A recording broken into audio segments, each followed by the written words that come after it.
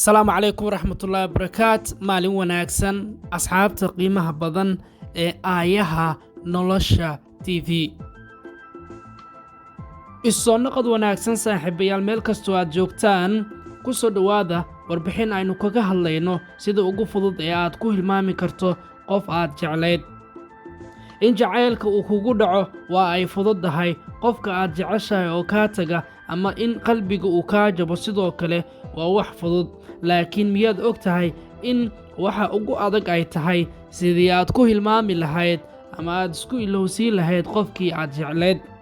Run ahaantii way adag tahay in laga taqluuso jacaylka qofka aad jeclaatay.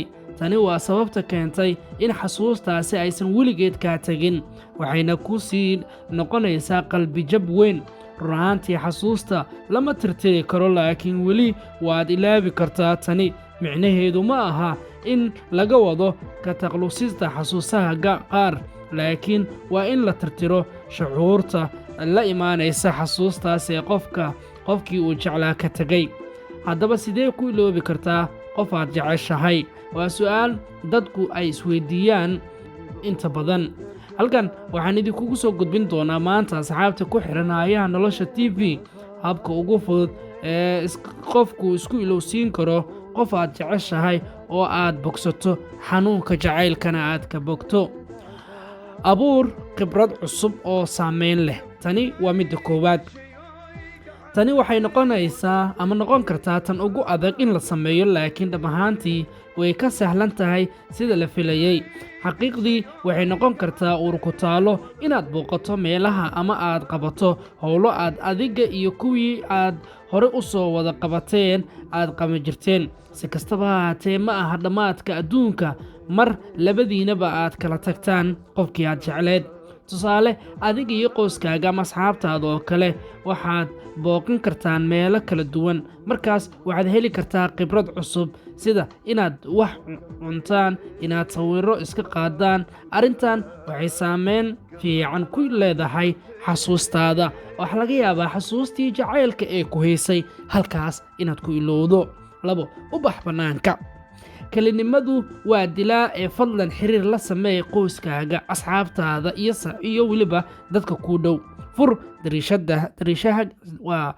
Fur dariishadahaaga oo bannaanka fiiri. Adduunyadu way socotaa adiga la'aanta, marka waa inaad la socotaa, kumana dhegi kartid qolkaaga oo keliya. Qaab kale oo aad ku hilmaami karto qofka aad jeceshahay waa adigoo soo baxa oo xidha dharkaaga isboortiga oo bilowda socod ama tababar orod yar xitaa agagaarka xaafadaada. Ha ku bixin fikrad ama wax taariikh hore ah oo aan soo laabanayn weligaa waqti. Bilow socod, ku raaxayso muuqaalkaaga, jawiga, taraafikada, wadooyinka mashquulka badan ee u dhoola cadee dadka aad jidka kula kulanto. Daqiiqad ama wax ka badan waad ilaawaysaa qofka qalbigaaga ka jabay. Markaas oo ay maskaxdaadu ku mashquulsan tahay socodkana fudud, waxaad ka fogaan doontaa xasuusaha aad rabtid inaad ilowdo. Ma garanaysaa meel aad aado? Taasi waa qaybta ugu fiican. Maxaa diidaya inaad ka bilowdo dukaankaas aad weligaa rabtay inaad aado oo soo kormeerto? Halkaas haddii aad u baxdo, nafis yar ayaad soo helaysaa. 3. U oggolow naftaada in ay kaaga naxiso xasuusihii xumaa. Hal sabab oo aanan rabin inaad ilowdo ayaa ah inaad yeelato dareen xagga xasuustaada ku reebay xanuun badan. Halkii aad ku dhiman lahayd geedka hoostiisa, oggolow naftaada inaad la yaabto, cabsato, naxdo, maadaama dareenka la yaabka uu oggolaado inay soo saarto unugyada maskaxeed ee cusub, waxayna ku xasuusinaysaa in nolol ay jirto, jacaylkuna uu dhab yahay. 4. Ka hadal xasuustaada. Dadku badanaa waxay wax ka qoraan waxyaabaha ay soo xasuustaan si ay u ilaashadaan dhanka kale. Haddii aad isku daydo inaad ilowdo, markaa waxaad kugu fiicnaan lahayd inaadan waxba qorin nolosha jacaylkaagii hore. Mar kasta oo aad afkaaga ugu hadasho xasuustaadii hore oo aad soo xasuusato, waxaa yaraanaysa faahfaahinta aad sheegayso, waxaa yaraanaysa shucuurtii aad dareemi jirtay, miisaanka xambaarsaneed ayay weliba dhibaatooyinkii warku taaglada jacaylka uu ku biday.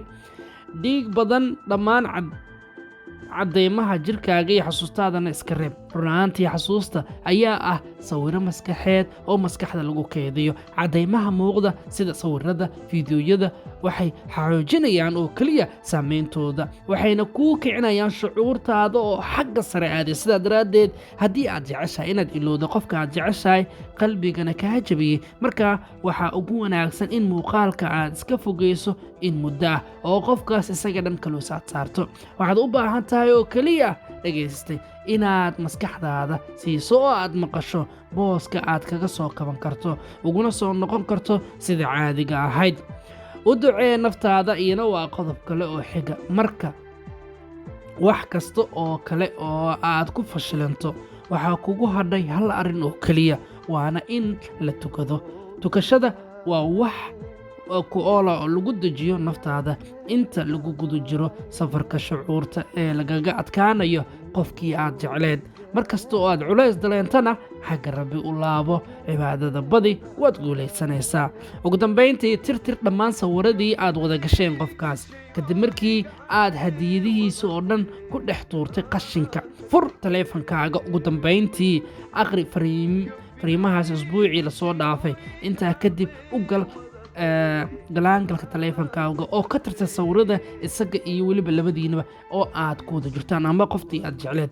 Haddii ay weli jiraan, waxaan ku xasuusinayaa isaga qolkaaga, telefoonkaaga ama xitaa maskaxdaada ma awoodi doonto inaad hore u sii socoto oo aad tiraahdo qofkaasi waan jeclahay, qofkaasi kama maarmo iyo waxyaabo aan loo joodin.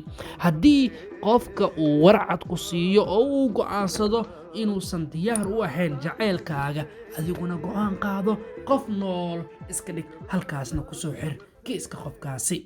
Waa saaxiibkiin qanciyo oo idin leh jacaylku hawaaro.